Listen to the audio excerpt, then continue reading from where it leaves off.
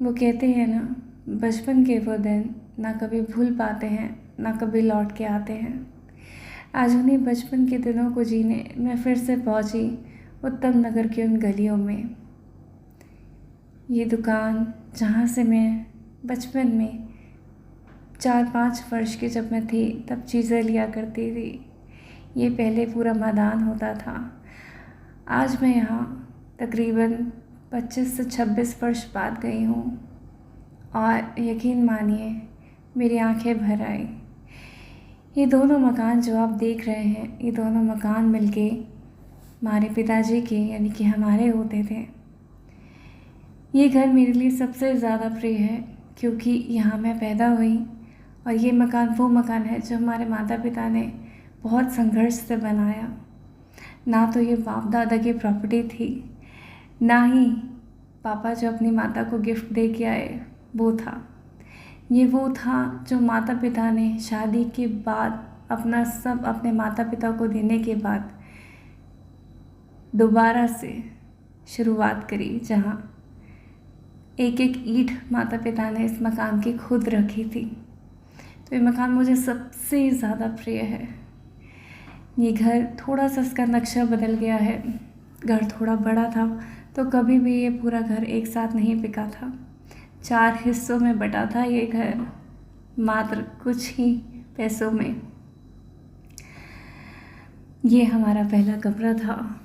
आज भी वो यादें याद है कि मम्मा खिड़की से बाहर निकल के मुझे कहानियाँ सुनाया करती थी। वो देख खिड़की के बाहर और कहती थी, पापा जल्दी आएंगे गुड़ियों के बाज़ार से, अच्छी सी गुड़िया लाना, प्यारी सी गुड़िया लाना, पापा जल्दी आ जाना। यहाँ हमारा बेडरूम हुआ करता था और पैसे तो इतने होते नहीं थे, तो चिड़ियाँ डलती थी कि जिसकी चिट निकलेगी उसी के कपड़े आएंगे दिवाली के। पर वह छोटी छोटी खुशियों में इतनी खुशियाँ थी, पता ही नहीं चला। पापा को गार्डन का बहुत शौक था, तो घर में एक गार्डन भी था बहुत बड़ा। ये बाथरूम का वो दरवाज़ा आज भी टूटा हुआ है। भैया को पढ़ने का शौक था, मेरे से बड़े हैं ना, तो पापा ने उनके लिए एक स्पेशल ऊपर कमरा बनवाया था ताकि उनका बच्चा बहुत पढ़े लिखे बहुत बड़ा बने।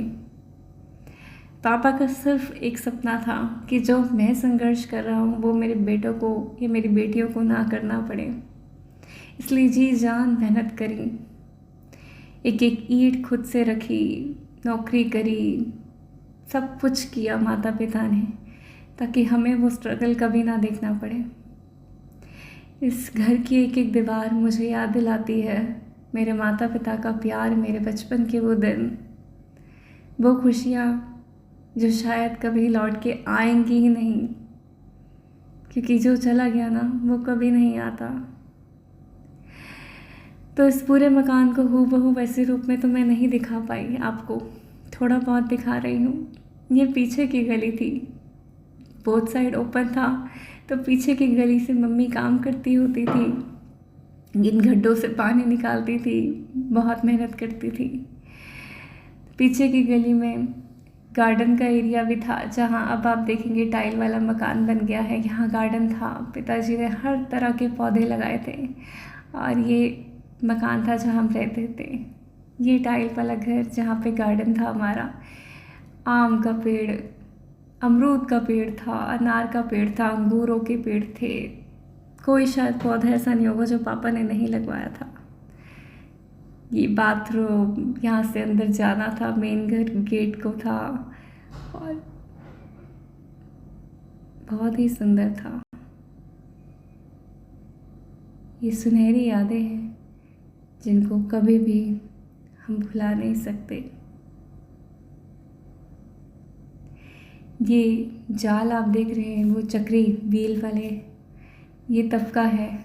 तो आज से तकरीबन 26 साल पहले का ये मकान मेरा आज भी मुझे वही उतना ही भावुक कर रहा है और मैं बहुत खुशकिस्मत हूँ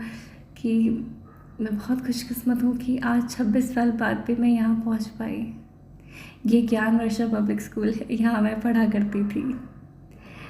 जब भी पेट में दर्द होता था, कुछ भी होता था, तो यहाँ सामने एक दुकान दिखेगी, ये छोटी सी दुकान, यहाँ से मेरी बहन मुझे, बड़ी बहन है तो मुझे स्केच पेन या कुछ पेंसिल दिला दिया करती थी। ये खिड़की देख रहे हैं, ये मेरी क्लास की ही खिड़की थी। यहाँ से अक्सर मैं नीचे देखा करती थी। कभी कभी मम्मी पापा स्कूटर पे जाते हुए दिखाई देते थे।